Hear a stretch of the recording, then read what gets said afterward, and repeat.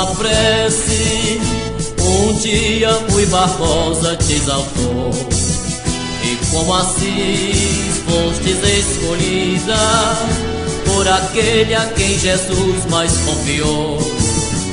Canindé. Se tem uma coisa que me dá grande satisfação é falar sobre a história de Canindé. Então, nosso propósito é fazer alguns vídeos que possa esclarecer algumas dúvidas da nossa história. O correto seria a gente ir desde os primórdios da colonização, mas a gente vai partir de um ponto que é sempre muito polêmico. Os registros primitivos, eles não são bem elucidativos.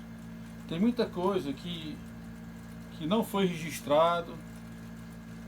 O que se tem de Canindé, de princípio, é extraído de um trabalho feito pelo senador Pompeu, Tomás Pompeu de Souza Brasil. É a história da província do Ceará. Talvez ele nunca tenha vindo nem aqui. Deve ter mandado algum preposto e se formou com alguém e foi dito alguma coisa e ele escreveu o que a gente vem reproduzindo. Todos nós que militamos na história do Canindé vamos reproduzindo isso aí na falta de outra coisa. Todos que falam sobre Canindé diz que Francisco Xavier de Medeiros teria chegado em Canindé em 1775 e dado início à construção de uma capela dedicada a São Francisco, e essa capela teria sido concluída em 1796. O que a gente tem certeza, por exemplo, é que no período que compreendeu a Seca Grande, 1791 a 93, ela já tinha começado, porque aí tem registro que no final da seca aí a construção estava em 8 palmos, equivalente a mais ou menos 1,60 m. Mas, quando foi em 1861, nós estamos falando primeiro em 1700, 1861, a expedição científica do Francisco Freire Alemão, do botânico Francisco Freire Alemão, teve em Canindé. Ele saiu procurando, entrevistando pessoas da época. E ele achou um camarada chamado Antônio Cunha Marreiro. Esse camarada, ele tinha assim uma idade assim muito avançada para a época, quando a expectativa de vida era pouco maior do que 40 anos. Esse homem já tinha em torno de uns 75 anos. Então ele morava aqui desde que Canindé começou a se formar. E Freire Alemão registrou isso, mas ele mencionou no relatório dele que estava num apêndice.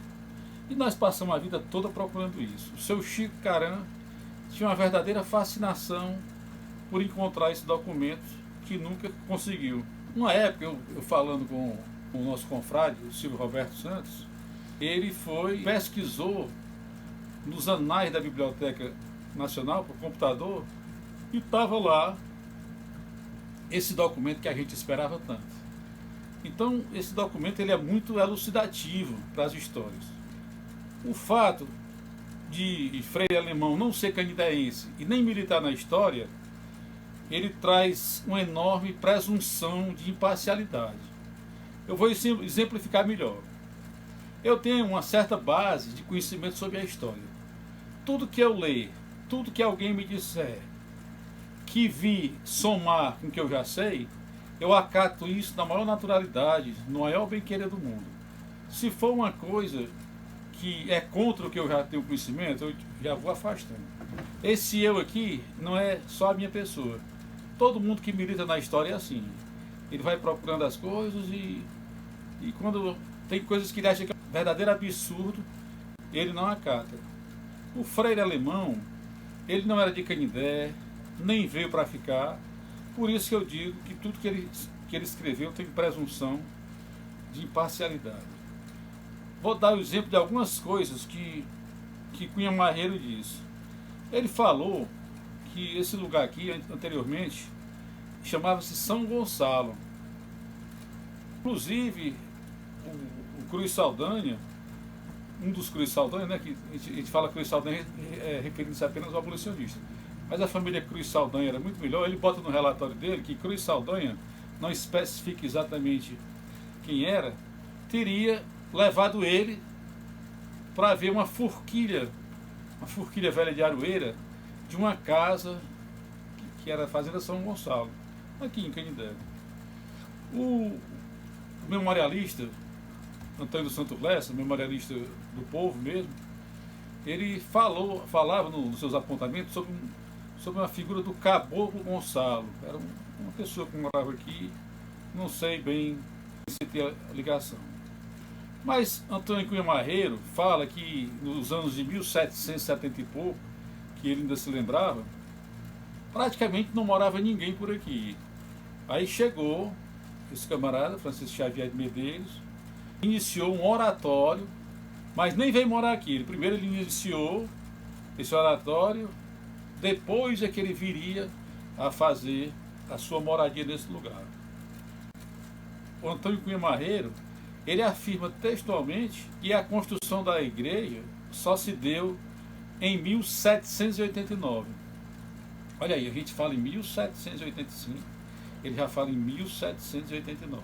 Isso aí seria um fato isolado se não tivesse outras coisas que corroborassem com isso. Vou dar um exemplo. 2 anos antes do que de 1789, 1787, São Francisco recebeu a primeira dádiva. Isso está registrado no livro de Tombo, e o Frei Venâncio registra isso no livro dele, ainda bota até com letras assim bem destacadas, garrafais, a expressão que consta no livro.